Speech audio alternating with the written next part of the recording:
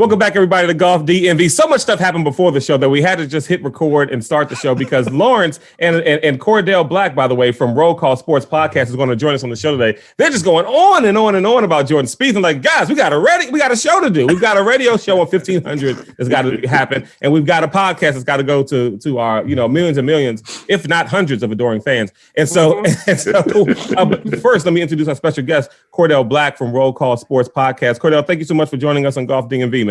Oh, man, it's a pleasure to be here, man. I'm excited. I'm excited to talk golf, man. It's the Masters week. I love you guys' flow, man. I'm just going to try to get in here and not stumble too much. Oh, it's all good, bro. We got you. AKA the Viper. Shout out to Hollywood Stinger and Sandman on his podcast, who just pranked him on April Fools and cut him out. I just want to let y'all know he's with us now. He's rocking with us. Yeah, hey, no, real talk. Yeah. I'm with y'all now. Y'all just pick me up. Like, when you go in a gym and you pick up 5. Y'all got 5. Y'all got you get waiver. He got you off waivers. Yeah, man. Yeah. Since they didn't want him on the show, then he's now joining our show. We'll take him on the show here. Shout out to all those guys. Yeah, and so a lot to get to. LB just got fitted for putter. He's got some information there. Of course, we've got the A&A inspiration. He had the Augusta National Women's Amateur. I watched a lot of that. Let's see what else. Obviously, we've got Valspar we've got to talk about, and we've got a Masters preview coming up. Valero. I'm sorry. You said Valspar, Valero. I'm sorry, Valero. Yeah, yes. Valero. Thank you, LB, for that edit. Always there for you. Always there for you. I used to know a girl named Valero back in the day. We'll talk about that after the show. That's a different show. Okay. Different show. Looking at your face, we may not want to share that on the show today. So let's talk a little bit about, let's start with the Valero. Jordan Spieth gets his win after being on the edge, here in the early part of 2021. He finally gets that win. For some reason, that makes Lawrence upset. We'll get into why that makes you upset. I'm sticking by what I said when he finished runner-up and everyone was talking about Jordan's back. I don't think Jordan's back with one win simply because there was a period of time where he was the best golfer. And so I think he's got to win multiple. I think he's got to go on a streak. He's got to win multiple tournaments and be dominant. Now, that being said, he's also been, in the top 10 several times. And so he's clearly found what he was missing for those 3 years or so. It seems like it. I think it's a good way to tune up for the Masters. What's a better way to tune up than with a win? You know what I mean? Yep. I mean, everybody feels better with a win than a loss, right? Yep. Especially when you've been on the edge for so long. I mean, ask a guy like Ricky Fowler, who isn't even going to be able to play in the Masters. He'd rather be in Jordan Spieth's spot than saying, I feel good about my game, even though I can't play in the Masters next week. And so, I have no feelings one way or the other about it. I thought that it was kind of a boring tournament, to be honest with you. I watched some of it, not a lot. I watched towards the end of the final round just to see if Jordan would win. It was good to see Charlie Hoffman put a little bit of pressure on him. There's some old guys playing golf this year who are putting some pressure on these young boys. I'm gonna step out. Vern, before we get to the anger, what did you think about it? And then we'll go to LB and Cordell because they have found this fellowship and this brotherhood in anger towards Jordan Spieth. And I didn't even know as a show we were beefing with Jordan Spieth. I didn't know. Dog. It's warranted. It's warranted. So, I will say this. He did catch the wrath of the show when he made that statement years ago about when he's on the leaderboard, it strikes fear in the heart of other golfers. Yeah, that's crazy. That's BS. So he did. Yeah, he did. He did catch it with us a little bit there. But anyway, Vern, your thoughts, and then we'll go to the anger corner with LB and Corey. Yeah, I'm kind of with you, Claude. I didn't have many. I'll say I was like 90%. Didn't care or maybe apathetic. 10%. I was happy for him a little bit. I was happy for him from a golfer to another golfer. Forget all of the hype and all the, we want Jordan to win and blah, blah, blah, this and that. He is technically relatable for the average golfer. He's not dumb long. He messes up. He be talking to himself out there. Yeah. The way he's been struggling is conversations between him and his caddy are pretty funny too. Yeah, they're pretty good. So there was one exchange. I'm sorry to interrupt you, but there was one exchange where he's in the fair, where he's on the tee box, and I think they said that the sand trap, like towards the middle right of one of the fairways, was close like 280 or something like that. He gets his 3-wood out, and there's some kind of conversation about where you can go left and there's more space there, and he's like, but if I go straight at it, I'll be in better position with the second shot. He's like, yeah, but you plan on like missing it, right? Like you're going into like you're going right at it, but you plan on hitting it over there, right? He's like, yeah, of course. And so you hear this whole conversation. I just think of Lawrence Brooks as my caddy or one of my caddies. Oh my God.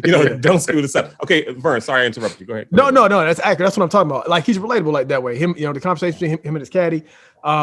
Again, I wasn't on the Jordan Spieth sorrow train, but to see him win and to see like the legit joy he felt, I could be. I'm like, okay, good for you, Jordan. Good for you, Jordan. You know what I'm saying? I have no expectations. I know we'll get to the master stuff later. I don't have any expectations there. He's just been doing well lately, and he finally capped it off with a win. First win in what, like 7 or however many days? 3.5 years. Yeah, 3.5 years, something like that. Yeah. Good for you, Jordan. Good for you. That was kind of it. So I'm with you, Klaus. So I want to see what this anger's about. What's happening with this? Okay, I'll kick it off, Cordell. Yeah, so go ahead. Here is part of my problem with Spieth, and it's not so much. Well, it's probably 80% media and 20% him. My beef with them is how they, and I say they being the media, how they have like put him up on a pedestal, and he's like the best thing since sliced bread. Now they've been on his job ever since the Masters when that debacle. They've been on his job to get him back up so they can talk about him. It seems that way to me. He can do no wrong. Everybody feels sorry for him. Let's get, the game really misses Jordan Spieth. No, it didn't. I didn't. So the media to me is what annoyed me more about Spieth than Spieth annoyed me about himself. Right. He wasn't doing nothing. Well, exactly. He can struggle at golf. He was struggling like everybody else, and I obviously, God knows, I know what the struggle is real. Yes, but I don't need you to remind me of this guy and keep pushing him out. Like, we got to get him to win. I really wish he would win. What about these other 300 guys that are on the tour that haven't won some of them ain't won ever? But nobody's pushing them or trying to put them out in front, but they're trying to put Spieth up there. So it's something about Spieth that the media loves. I don't know what it is. Maybe it's his Opie looking personality, the boy from wherever, Ohio. I mean, whatever. Texas. Well, he's from Texas, but you can say he's got that look of, the boy next door, Americana. Right. Exactly. Whatever it is, they hang their hat on Jordan and they push him up more than any other golfer for whatever reason. And that annoys me to no end. So I personally wish nothing on him, but Go ahead and finish that. Go ahead and finish that, y'all. Go ahead and finish that. Of Sergio Garcia proportion, because you also no. I hate Sergio much more than I hate him personally. Yes. Yeah. I would punch Sergio. Jordan, I would just like, man, whatever, dude, just get away. Sergio, I would beat his ass. Y'all passionate about it out here, boy. So Cordell, this is what you're walking into, bro. Right. So Cordell, if you have some other points on Jordan, please tell the people. So here's the deal. It's a human feel. Like all these guys, he's a bro golfer, right? That's why people like him. He's human. He's talking through all this crap. I can't listen to him talk to his caddy. I don't play golf like that. When y'all play with me, you will know I don't play golf like that. I grab my club, I pick a shot, I hit the shot. These guys are talking, they're talking crazy. They're talking round and round circles. It's confusing, but for some reason, I guess people like that chatter, right? They like all that, and the guy dumped how many balls he dumped in the water at 12?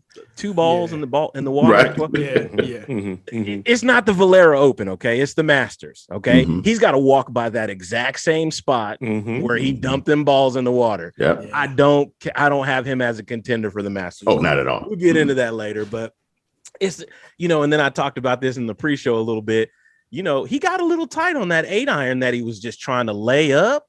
Come on now. We all play golf. You can hit an 8-iron 175, 108, 150 yards, right? You can, if you're just laying up, right? It's the equivalent of the shot that he hit. He tugged that thing 25 yards left. He was so nervous. He had a 2-stroke lead going into it. I'm telling you, he's not your guy, okay? He's not your guy.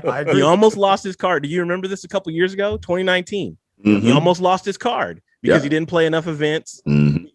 Not a fan, but he's that, he's the guy that all the guys on the internet that run into guys with their golf carts and stuff. They like all that, right? They like it. So that's what that is, man. Yeah, they like him. He's the bro. I will say this though, like I do feel like he because in every sport we're always quick to try to find the next. And I think he came around and got hot at a time, I believe. I mean, obviously Tiger was going through his thing, but then also Roy McIlroy was kind of on a downward trend as well. Hadn't won in a while, and so they're looking for the next. And I think they just jumped at Spieth. Right now, he got a bunch of wins, but you still got good old DJ who wins a tournament every year. That every year that he's in the pro. Right, exactly. He just doesn't care enough. He just doesn't care at all, So I think that's what it is. They tried to make him the next too early, and maybe that's the hate. Yeah, I was gonna say just to latch on to what Cordell said. I think you're right about the bro part, and then the other part sort of goes to what Claude was saying. People like a comeback story. That's all it is. They just look. I feel like the media is just they looking for some sort of, and they've been chasing this comeback story, like LB said, for the ever since he showed up. If he was playing like trash, like at the beginning of the year, they would just kind of be like, oh, I guess. I feel like they did the same thing with Roy too. I feel like they do the same thing with him. Like they really want Roy McIlroy to win. But if anybody knows anything about golf, anybody who wins the week before the Masters, only 2 players have ever won the Masters the following week. Yep. So you're like, okay, you won, you out. Yep, exactly. That's exactly what I text these guys yesterday. I said the upside to him winning the Valero was that he will not win the Masters. So I'm good. Happy too. Deep. Yeah, you were very happy about that. Yeah, the hate is deep. Let's go to the Manny Millions for the Valero Open. Cordell, in case you're not familiar with the Manny Millions, I have a son named Manny. He likes to play golf. I don't want to put too much pressure on him to be, the next Tiger. Yeah, I don't want him. I don't even want him to be the next. I don't even want him to be the next Jordan Spieth. Well, his son's black too, anyway. So is to make get on tour, make each cut and just finish last. And we figured out he can make over $650,000 a year if he does that. If he makes each cut and finish last, that's how much he'll win. That's a good life. $650,000. I wonder where this came from. I was wondering. I was like, why is it called Manny Million? Yeah, there you go. Every time. Yeah, we should probably. That's right. Yeah. So I want him to do his best, but settle for last place. If you make the cut, that's fine. Just make the cut. Yeah, you don't have to win it. If you make the cut, you're a winner in our eyes. Hey, listen, come on. So, all right. So this week's Manny Million is Will Gordon. Never heard of the guy. He finished +8 of won $14,555. Will is 24 years old. He's single, ladies. 6'3", 205 pounds. He went to Vanderbilt. 3,205. Smart guy. Yeah. Yeah, 6'3", 205. That's like a defensive back size, right? Yeah. He played DB. Safety. Yeah. He lives in Charlotte, North Carolina. Vanderbilt said that he human and organizational development was his major. Yeah, so golf then. Yeah, exactly. Yeah. Everyone knows that Vanderbilt's human and organizational development department is like tops. Right. Exactly. All evidence. Right. So Will turned pro in 2019. Yeah. Here's the numbers, guys. So we're going so Cordell, at this point, this is what we figure out. They guess how much what his career earnings are. So he went pro in 2019. He had 0 wins, 0 second places, 1 third place, and 2 top 10s. Okay. Out of 30 events, he's made 20 cuts. What? That's a pretty good ratio. Earnings. That is a pretty good ratio. Yeah. All right. Man. Well, Vern won last week. So do you? I did. I did because you messed up. That's right. You did win last week. That's I did. I forgot. So what I'm gonna do is I'm gonna let the guests go first. I'm gonna let Viper get in there. Man, you gonna put me on the spot? 30 events. 30 events. He's made 20 cuts. 20 cuts. He only has 1 third place and 2 top 10s. And out of those 20 cuts made. Oh man, what he hasn't broke $1 million yet. Okay. I mean, I'm okay. I'm gonna say 1.2 million. 1.2. Okay. All right. Clock. Okay. I'm gonna go above that in 2.3. Okay. No, I'm going under. I'm going 750. And our guest and new champion. Wow. You see it? You see the belt back there? That's okay. We won't be back next week. And then it's just me and Vern. Anyway, what was the number? That's 2 shows I've been kicked off of. Now, what was the number? It was 1.1. Wow. 1.1 million. So quickly, he grew up in Davidson, North Carolina. He used to play, he played a handful of rounds of golf with the NBA's MVP, Steph Curry. When Curry was a student there at Davidson. Okay. Will was also the 2019 SEC Player of the Year and his favorite place to visit is the Caribbean because he loves to snorkel. That's There what we he tells go. his old lady. That's what he tells his homies, huh? Snorkel. Yeah. I like to snorkel. You want to go snorkel, dog? Trying to snorkel? Go to the DR, get your snorkel on. Right, exactly. Yeah, that's what we're gonna do. Snorkeling. That's it. Well, there you go. 24 years old, 6'3", 205. He's won, 1 mil. And so That's pretty good for not even having done that much. I mean, Right. He just turned pro in 2019, and considering that 2020 was a year of COVID, I mean, that's not bad. Yeah. Honestly. So Yeah. you're right. He's right on the mark. He's like 600,000 a year, right? That's Exactly. Mhm. Exactly. And so there you go. Well, good for him. Let's jump to the A&A. Did anyone watch the A&A? I watched a ton of it. I did too. I watched a lot of it. didn't see it. Yeah. And I'm gonna how react. about you, Vern? Did you watch any? I did not. I'm gonna go ahead and react to what you're talking about. Okay.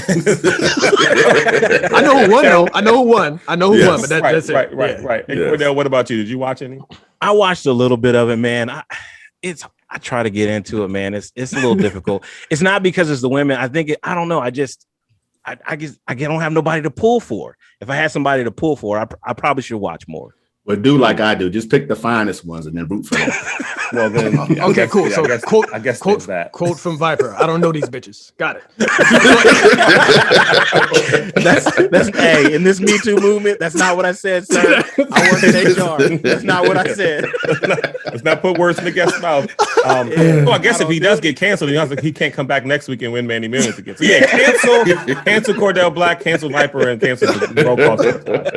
Views expressed here on the on Golf DMV by Cordell Black is not the views of but perhaps maybe Lawrence Brooks. No, so the winner was Patty Tavatanakit and UCLA golf, and I believe this girl can hit the ball far. I mean, she's out. There was one she hit like 320, I think, 325, 315 or something like that. See what we got.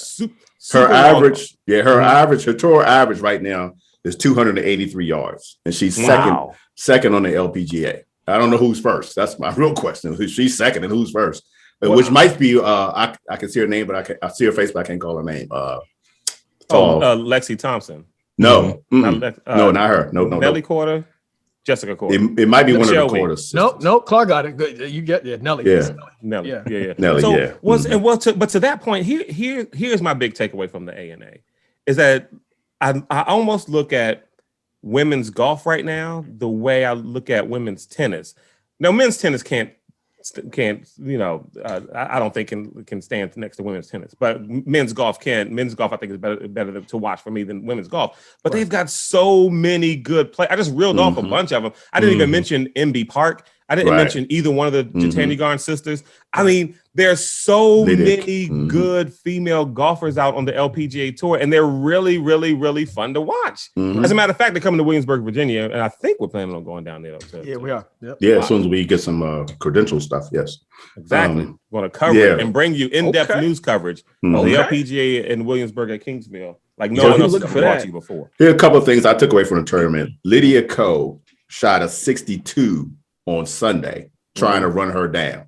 Well, Lydia Ko also, don't forget, a few years ago was supposed to be the next, and she came out hot, early. Yeah, she's a baby. I mean, she's only because she started playing when she was a teenager, right? She was pro when she was a teenager. And she got some wins under her belt. She got hot, and then she did what everybody does. She starts tinkering. Yeah. So now she's got this new coach. She changes it. You know what I mean? Just started changing stuff, and has been fighting to get back ever since.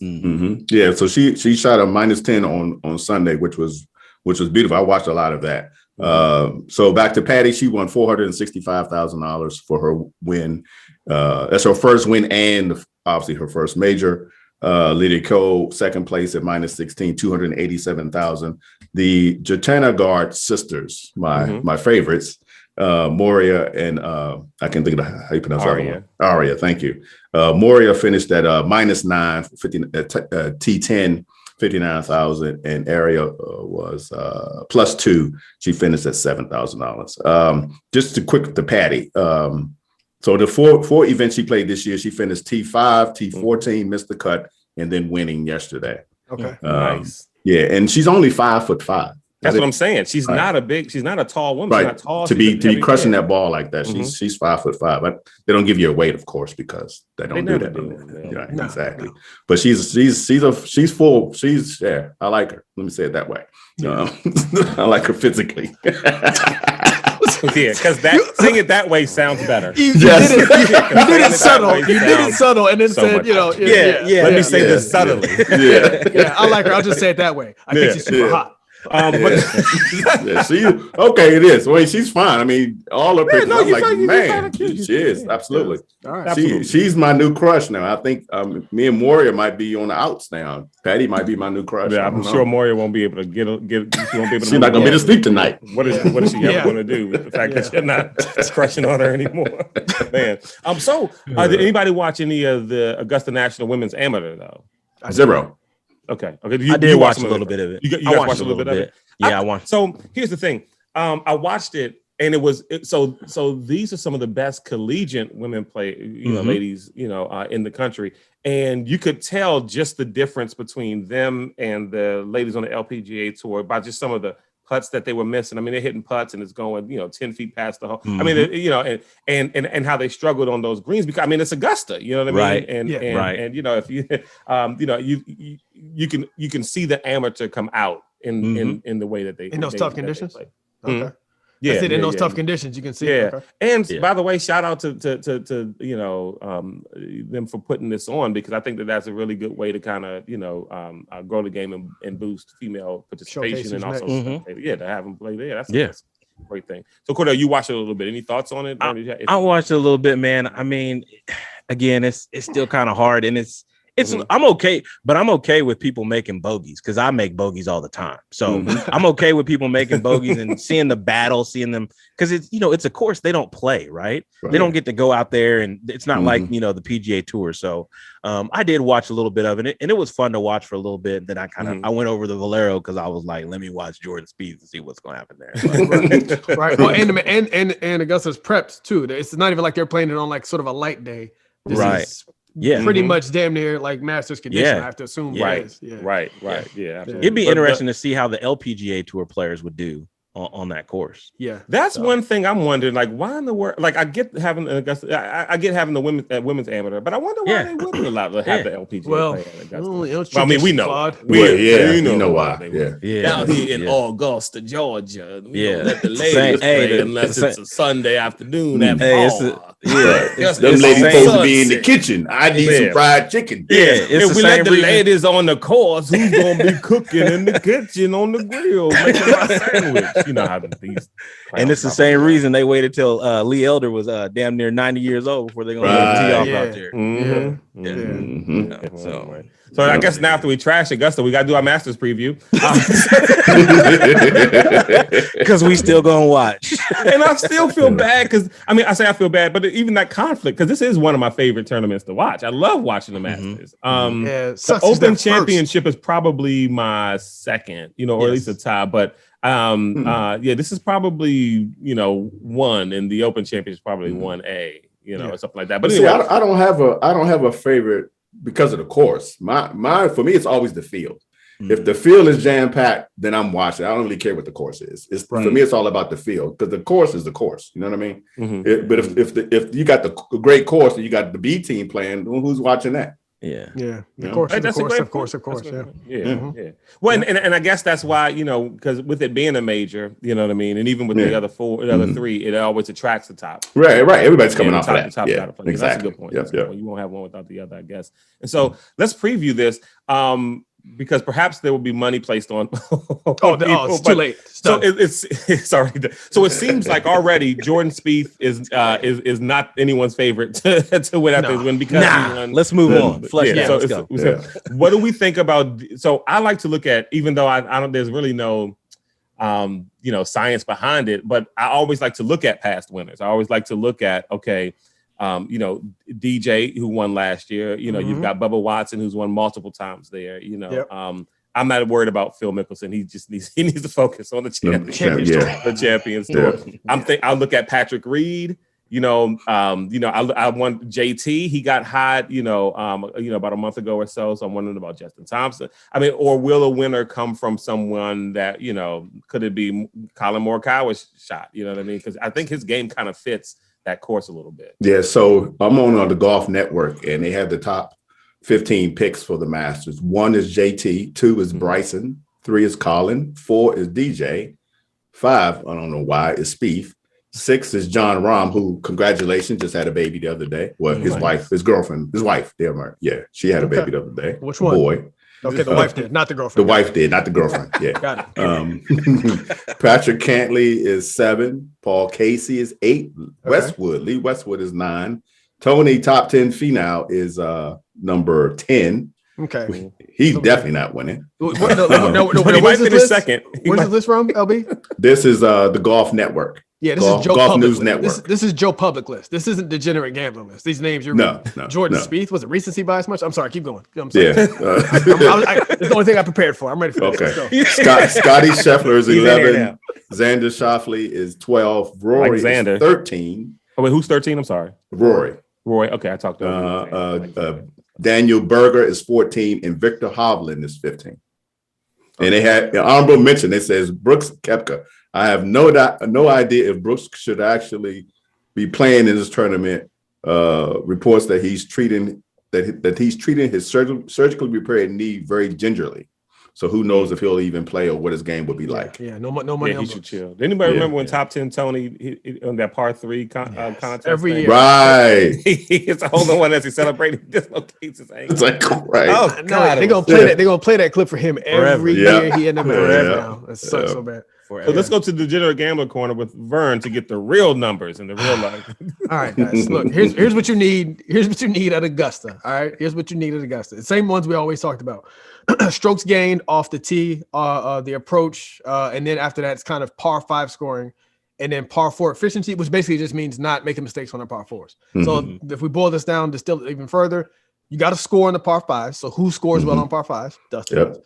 DJ. I think he's third. Mm-hmm. And then strokes gained off the tee and approach. Bombing it, as we saw in November. Bombing it ain't gonna get you jack shit here. DeChambeau out there getting run up on by Bernard Longer, the old head in the group. You know what I'm saying? Chilling and beating them, clutching out, because I guess the greens are just, we all know this about Augusta, but the greens are just so fast. If you can't hold them, you're toast.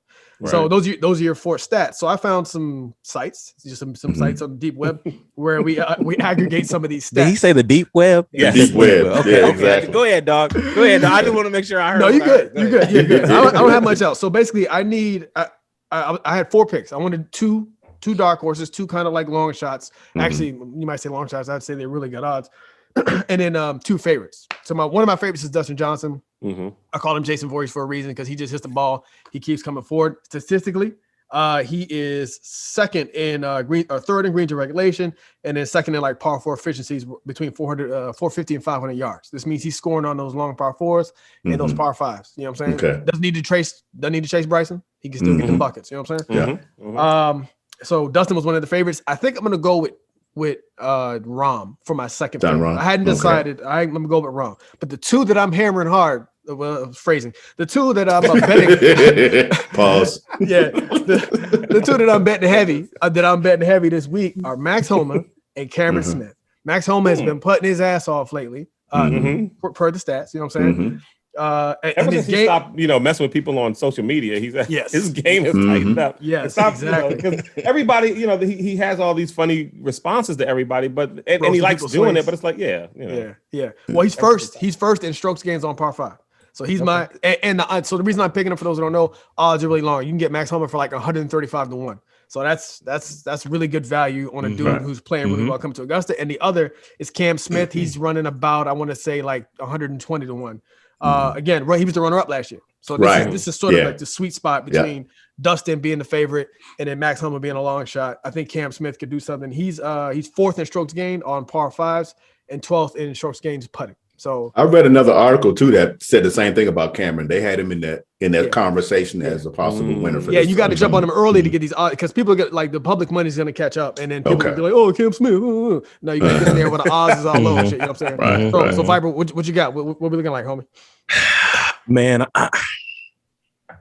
I know you don't like Bryson DeChambeau, but he's okay. He's a good favorite. No, I mean for this course, but I think I want to say DJ, but I think it's hard to go back to back at the Masters. I agree. Right. Mm-hmm. So it's Agreed. like, but he's good. I'll say I like Bryson, and then I like John Rahm. There right. Mm-hmm. My concern is that he did just have a baby. He's probably not getting a whole lot of sleep right now. So that kind of would knock him down. But I really like his game. I like his short game. Yes. I think he can stop the ball. I think he can spin it both ways around the greens. I think he's got a really good touch. And then if he gets his putter hot, he's a Spanish player, right? So he's a strong player. So I like those two. Those are probably my two big picks. I think those two guys can really win it. Okay. Who do you got for dark horses? My dark horse, man. I like Victor Hovland, man. I like his game. That's a good dark horse. Yeah, I like his game, and I like his demeanor. He's kind of goofy. He just kind of like he's like kind of aw shucks. He just goes out there, does his thing. he makes a lot of putts. He hits a lot of shots. He's in every shot, and he doesn't really give up on a round. So I like that about him. He's kind of got that. I mean, if anybody's close to Tiger, I mean, I think he kind of has that a little bit in him, right? He doesn't give up on a round, right? If he shoots a 72 or 73, he's going to hang in there and still make it a 70, right? Yep. Right. So I like him. I like his game. And like I said, I think if he starts putting well, I think he can do well too. So that's my only dark horse I got. I do like Max Homa, man. I would take him as another dark horse, but okay, this is the Masters, though. This isn't. I agree. This isn't the Valero. I didn't put a ton of money on it now. 135 to 1. Shell Houston Open. Isn't that what it used to be? I think that's what. Right. It used to be, right? Sure like did. It sure did. Like it's, you know what I'm saying? So it's the wide world of golf. Yeah. So I'm Max Homa's like, it's tough. And he's kind of with Jordan Spieth. He's kind of a bro golfer. He gets on Twitter. He likes to run his mouth a little bit. He's quieted down a lot, but you know. Yeah. And again, that was just strictly for those who are degenerates. That's strictly a value play. Again, if you got like $10, just throw it on Max Homa, see what happens. The one guy I think who could play spoiler to all this, and I still have some money left. I might sprinkle a little bit on this guy, the man in black. Who am I talking about? O.P. Reed.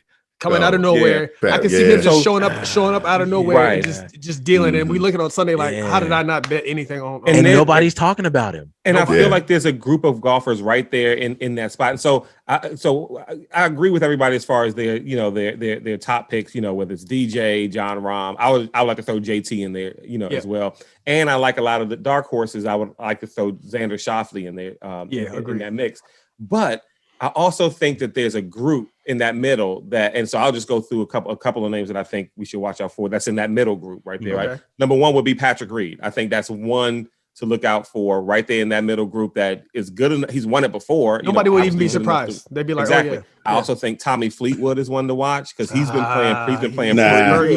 He's burned me too many times with money. Him and Xander are two. Like sometimes when I start betting, I can't separate the previous result from the actual golf. And Fleetwood, I like Fleetwood. He's got the locks, he's got the hair, he's super cool, but he don't want to lose damn money. He just loses. Yeah. I think Fleetwood might be right there in that mix. All right. And watch out. He will probably be a dark horse too. Maybe Patrick Cantley. Watch out for him as well. Yeah. These are the I kind of put him and Schauffele in the same group. They kind of like Kirk Cousins-ish. Like we all right. Yeah. We all right. Right. And Lawrence, I don't think we. No, it's my turn. Yes, it is. It's my turn. Okay. So my if I was putting money on it, I would put it on JT because he has been playing really well as of late. And like you were saying earlier, Cordell, I think he has every shot. He's got every shot in the bag. Mm-hmm. If you need a 150-yard fade over a tree around the corner, gotcha. Yeah. I need a bump and run, gotcha. If I need to chip it from 2 feet off the green, gotcha. He's obviously a pro player, so he's pretty good. And I'm going to go with my other. I'm gonna go with Westwood, just because he's been playing pretty good as of late. He's still playing with house money, so he can come in here and him and his girl can chatted up as they walking down the fairway. True. And before you know it, come Sunday, he's in the mix. So I'm gonna give him that. His ass off. Yeah.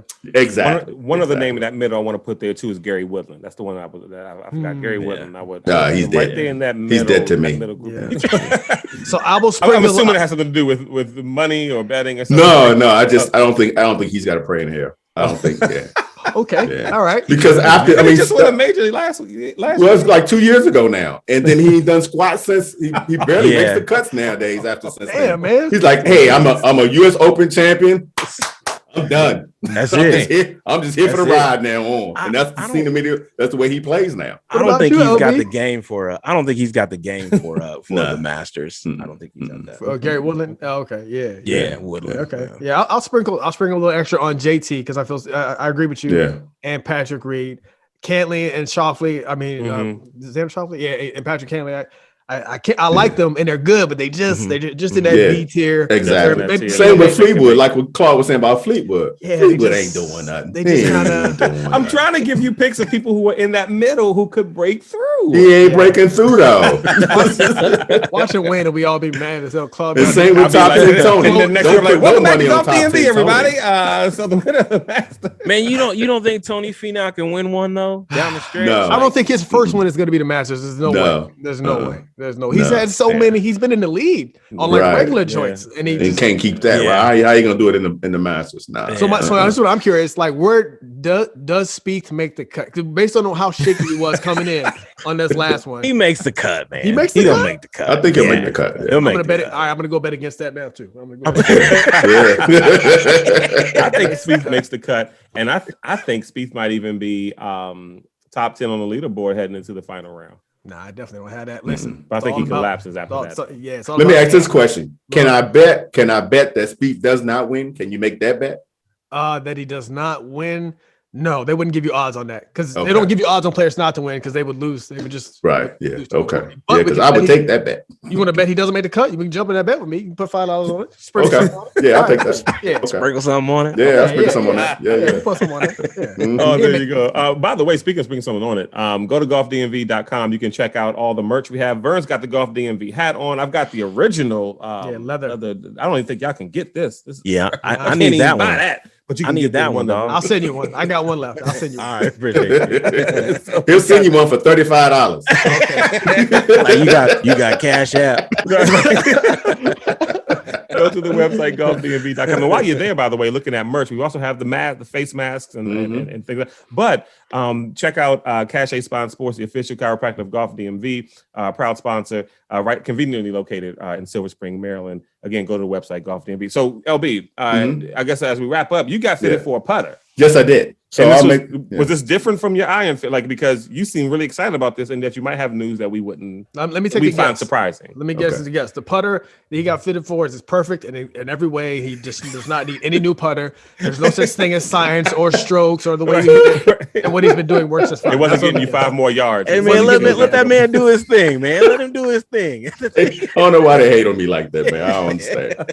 So I had a fitting today with Brendan, my guy up at Olney Golf Park. And so I have 3 putters. Well, I have a bunch in the house, but I have 3 that I have been rotating between for the last year or so. I took all 3 with me. And so we get in there. He's like, well, which one do you use? I say, well, right now I'm using this one. So he tell me, pull that one out. He set up some little some balls and right there in the little shop they got back there with the whatever you call that place, the bay, yes, whatever. Yeah. So he sets it up and we do a couple of drills. And he's like, okay. Yeah. So he said, well, we're not using this one. He took the one that I had. The one that you had in your hand. What I had been hitting with. He's like, yeah, we're not doing that one. So he put that away and he went and came back with about 10, 12 putters. I mean, from pings to Odyssey to TaylorMade. All mallet, all blade, or a mix? Oh, they're mixed. Blades, the wedge, Mallets. I mean, the mallet heads, the whole deal. Okay. So we went out to the putting green. We set up some balls and got us stuff set up about 10, 12 feet away from the cup. And then we just start rolling putts with different putters. He worked on something. He did fix my alignments and some of the things that I was doing inaccurately. You've noticed how DJ, I don't know if you've been paying attention, how DJ sometimes he's putting will take his left hand and grab his right forearm. Have you noticed that? Right Yes. over his bicep. Mm, oh yeah. when he Okay, does like so that. that's part of my new routine now because Oh. there's a reason he does that, and I learned that today. He ain't gonna share it though. You're not gonna share why? Yeah, you see, he's just Well, Yeah. yeah. Well, I can tell you if you want to know. Sure. I'm not like Vern. I'll tell you what stuff I learned. So the reason he does that is because you want to keep that to remind. He does it. What DJ does to remind himself to keep that right arm tucked into his side, basically. Okay. And it gives you a much stabler. Your rotation is stable now. Your arms don't rotate or anything. You keep a flatter blade face of your putter face. You're not rotating your face through the shot. Right. Exactly. You keep it straight. So that and your forearms are supposed to be on the same level. Because I have a tendency to be like this, where my right forearm is higher than my left forearm, which makes me hit the ball. I always hit it which way? To the left. You're right. So that by keeping those forearms equal, now when I come through my putter, I strike the ball straight, I guess, whatever, and it goes straight. It doesn't tail off to the left like I normally would do. So we went through a lot of drills and we went through a lot of putters. And I ended up with the TaylorMade Patina Del Monte 34-inch. Okay. So here's the what kind though? It's like blade or mallet or what? It's a wide blade, basically what it is. Okay. Yeah, so it's a blade, but it's probably about it's got that inch and a half, probably like an inch and a half wide, Yeah. And it's weighted too. And I did go for I did find the heavier putters. I struck them better. I had better roll with the heavier ones than the lighter putters. So here's the rub. So I go into Brendan had another appointment after mine, so he goes into the hitting bay to his next client. Yeah. He told me to take this up to the pro shop and see if they can tell him to order it, because the one we had was a 35. I needed a 34. So he said, tell him to order. So I go in there. Tell him, hey, this is what just talk to Brendan. He said this. The guy said, oh, okay, let me go check. So he goes to check to see if they had a 34. They did not. And I said, okay, well, we need to order one. He said, oh, okay. And I said, yeah, handle it. Just order it. I'll pay for it. He said, oh, okay. So he goes off, and I go back down to Brendan. On my way back down to Brendan, I'm from the clubhouse to where Brendan is. It's the other end of the range. So as I'm walking, I got my phone out, and I'm online checking the price of the putter. And seeing where it's available, just because I want to know, right? So by the time I get down to Brendan, the sales guy comes back there and he catches up with me. He says, hey, I'm just talking to somebody in the shop, and they said, well, we don't have the 34 in stock, but we could just cut an inch off this one. And okay, just follow me. And says, and you could just do it that way. And I said, well, the reason we don't want to do that is because they're weighted. The 34 inch has a different weight than the 35 inch. So if you just cut an inch off, that throws it off. Yeah, right. It's not the same thing. So then he comes in and tells Brendan the same thing, and Brendan says, no, we're not doing that. Okay, we want the real deal. We don't want to do this jerry rig shit. Yeah. So guy, he leaves off and comes off. So I say bye to Brendan, grab my clubs, and I'm out. Go back up to the shop, say, okay, so we can order this. I get back up there. There's another guy. Now this guy's I don't even know who this guy. I've never seen him before, but he's in his golf attire, like he's the pro at the shop or whatever. He thinks he's in charge of stuff. So he's trying to convince me that I should just spend $249 on a club that's not the right club. Right. They can cut an inch off of it and sell it to me. I said, dude, no, we're not doing that. I said, I want the 34 inch. I want it. I don't, right. I'm not going to spend. No, let me finish. And then he said, this is the part that I almost punched him. And then the fool says, I said, the 34 inch, it's got 10 grams of weight.